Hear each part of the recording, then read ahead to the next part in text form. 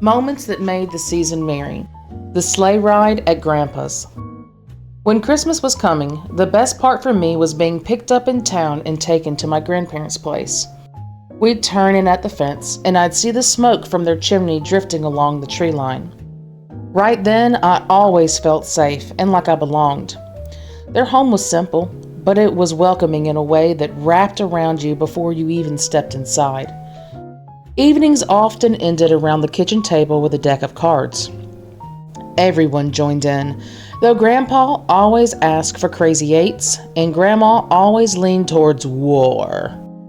I didn't care, as long as I was included. Still, some of the best times were after a fresh snowfall. That meant Grandpa would be hitching up Red, his steady horse, to the sleigh. Just the thought of it made my stomach flutter. While Grandpa went out to the barn, I usually slipped out too. The cold bit my cheeks and stung my nose, but that didn't stop me from sneaking to the part of the corral where the salt lick was. It was a solid blue block, cold and sharp against my tongue when I gave it a lick. I never really liked the taste, but it became a little tradition of my own before the ride began. I always saw my older cousins do it, so I did it too, just to fit in. The sound of the bells on the harness let me know things were nearly ready. Grandpa's boots crunched across the yard as he led Red out, steam rising from the horse's nose in the crisp air. He tossed a blanket into the sleigh and gave me a quick nod to climb in. My cousin Tracy was already waiting, her breath puffing in white clouds. Grandpa settled onto the seat, reins in hand, his cap pulled down against the wind. I squeezed in between him and Tracy under the blanket. Our mittens brushed up as we tugged it up to our chins. With a cluck of his tongue, Grandpa set Red moving.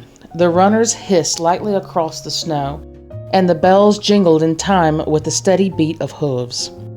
The air was sharp and cold, and my eyes watered as the breeze hit them. My cheeks burned and my nose ran, but I was too busy smiling to care. Red carried us across the fields with a patient rhythm, and the world around us gleamed in the sunlight. Grandpa's cheeks turned ruby, and his nose hairs gathered bits of frost until little icicles clung there. He would pull out his red handkerchief with the white polka dots and try to wipe his face, but the cold always won. Tracy and I caught each other's eyes and laughed until the wind carried the sound away. The fields rolled out on both sides, nothing but snow and the shadows of fence posts. It felt like the whole countryside belonged to just us. With Red pulling steady and the bells carrying through the cold air, when the ride finally ended and Grandpa led Red back toward the barn, I climbed down with stiff legs and tingling fingers, my heart still racing from the thrill of it all.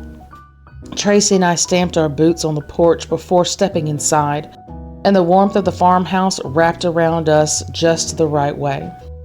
The kitchen smelled of fresh bread, and Grandma was pulling golden buns from the oven. She set them on the table, and before long, I had one split open, steam curling into the air. I spread it with butter, added a slice of cheddar, and spooned on a layer of homemade raspberry jam.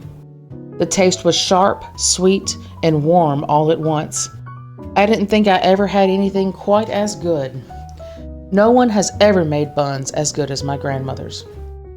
Those visits weren't about grand gestures or expensive gifts. They were about games around the table, whisker rubs from Grandpa, and buns warm from the oven. Simple things, yet they settled into my memory as some of the brightest parts of my childhood. Merry Christmas from the Paawz house. See you tomorrow!